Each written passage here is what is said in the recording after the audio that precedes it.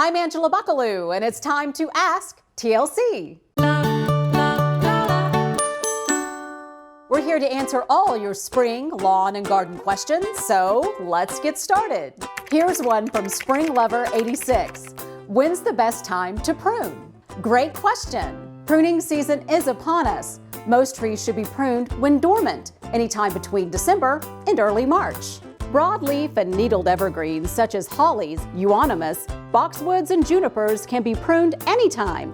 But if they need significant pruning, early March is best, just before new growth starts. Now for established roses, you should wait until mid-March to prune those. Spring flowering shrubs like azaleas, forsythias, and lilac should be pruned right after their blooming period, not before.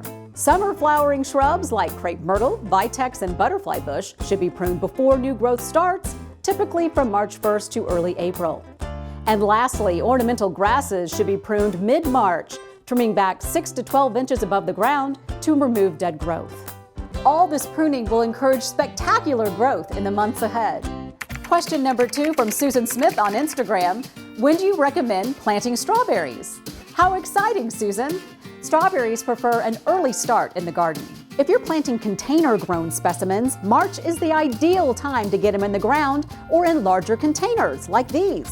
Plant them in a sunny spot and you'll have fruit by midsummer. And finally, OKC Racer on Twitter wants to know how soon he should start fertilizing his trees and shrubs. Start your engine, OKC Racer!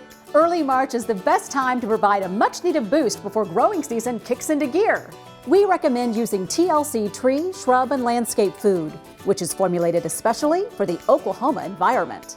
And if insects have been a problem, apply BioAdvance 12-month tree and shrub protect and feed, which protects against damaging insects for a full year. Stop by the greenhouse anytime, we'll get you set up.